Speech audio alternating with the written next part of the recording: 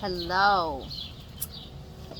I am here to do a series of videos discussing toxins in our environment. So I'm going to start out, I'm going to keep each video probably about 10 minutes long. I think that's probably a little easier to post and for people to watch.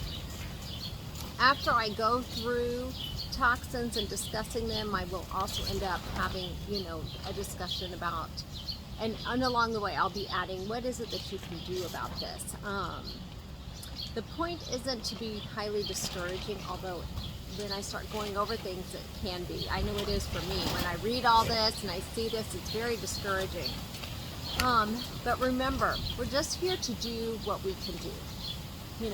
People who have just unlimited financial resources obviously could do all sorts of things. I personally do not have unlimited financial resources, so I have to pick and choose and just gradually over time implement things to reduce my exposure to toxins and or ways to detoxify my body.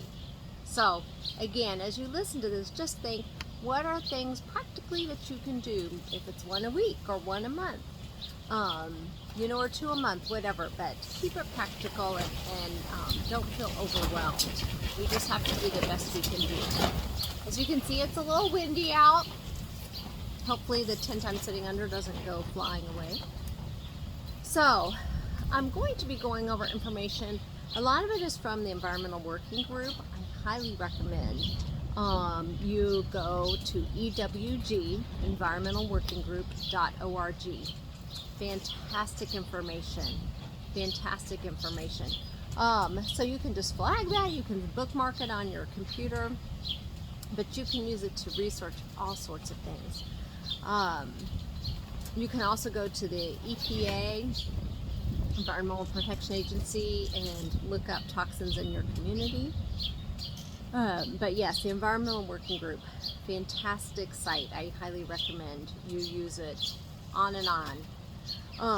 So what I'm going to be talking about is kind of talking about when we're born and children's exposures to what are called forever chemicals, or PFAS, PFOS. It has lots of, depending on the particular chemical in it.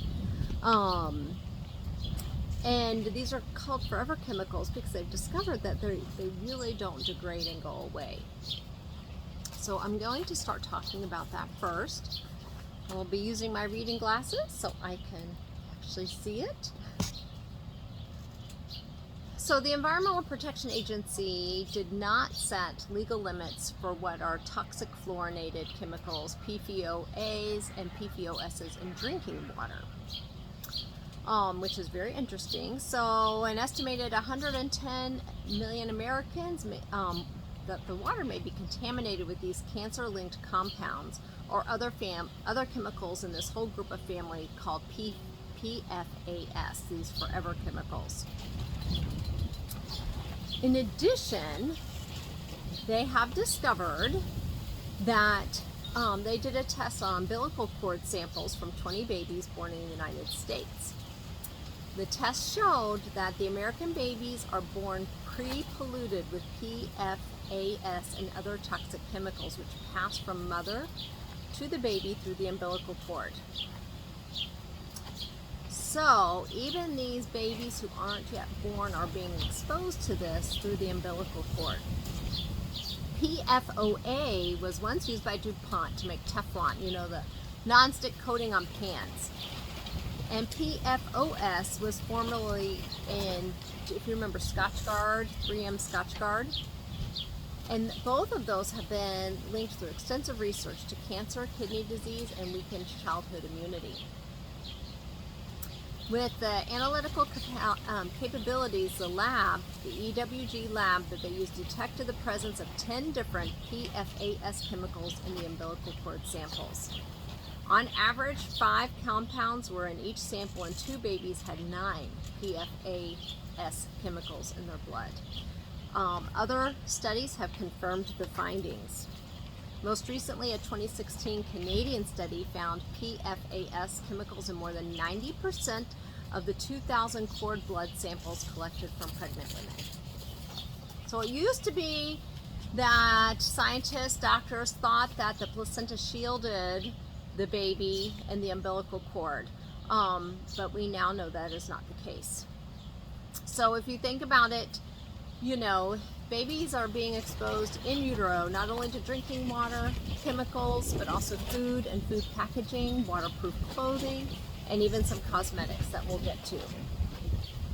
So it's very important, you know, that we keep this in mind when we're thinking about the water we drink, and I will go on and give you more information with that as well.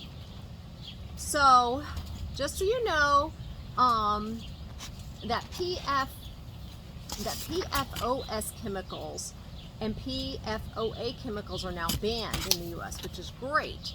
But replacement PFAS chemicals have come on the market, such as Gen X chemicals, which is about as toxic as the PFOA. So even though some of these have been banned, the replacement ones are not much better. So very important to keep that in mind. In light of the water that I was talking about and babies in utero, that back in 2000, the Environmental Protection Agency set a legal limit for uranium in tap water, so that's a good thing. But since then, the carcinogenic Arabracovich chemical was found in tap water of more than 200 million Americans, if you remember that story. The lead poisoning scandal in Flint, Michigan, with the neurotoxic threat in school drinking fountains, and a national crisis erupted over tap water that's been fluorinated with the PFASs, the whole class of chemicals, the forever chemicals linked to cancer, reproductive, and immune system harm. In almost 20 years, the EPA has not added any new contaminants to the toxic chemicals covered by the Safe Drinking Water Act. So that means that there are no legal limits for more than 160 unregulated contaminants in U.S. tap water. For some other chemicals, the EPA's maximum contaminant levels have not been updated in almost 50 years. The Environmental Working Group collects data from nearly 50,000 local utilities in 50 states. The disturbing truth shown by the data is that when we are drinking tap water, we're also getting a dose of industrial or agricultural contaminants linked to cancer, harm to the brain and nervous system, changes in growth and development of the fetus, fertility problems, and/or hormone disruption. So, another problem is just because there are legal limits set on some chemicals, legal doesn't necessarily mean safe. The vast majority of the nation's drinking water gets a passing grade from federal and state regulatory agencies, but many of the 278 contaminants detected by local utility tests are found at levels that may be legal under the Safe Drinking Water Act, but are well above levels that authoritative scientific studies have found to pose threats. So even though they're meeting the Safe Water Drinking Act, they're not meeting the levels to keep them from causing health problems. So there's a problem. Our research shows that the nation's water supply is under assault from a toxic slew of pollutants. The PFASs that I've talked about, lead from old pipes run off from farmland that carries millions of tons of pesticides and fertilizer chemicals into rivers and streams. We even know that there's pharmaceuticals showing up in water. We also know that a lot of the tap water is sewage water that's being treated at sewer treatment plants and then being pumped back out for the tap water. And the problem with that is that's where you're finding a lot of these prescription drugs showing up in the tap water. So the solution would be to buy spring water or to get, I use a zero water filter. You can get it off of Amazon. That's really highly rated. So that way, you know, we can clean our water. You can also use a whole water filter for your house. We would love to do that. We just haven't. I will continue on, but again, I want to make sure you know that in my website link, I have links to all these documents that I'm using.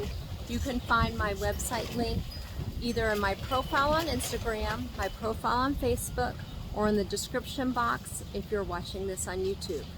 So I hope that this is really helpful for you, and please make sure you go into my website and look at the resources I have there. Take care.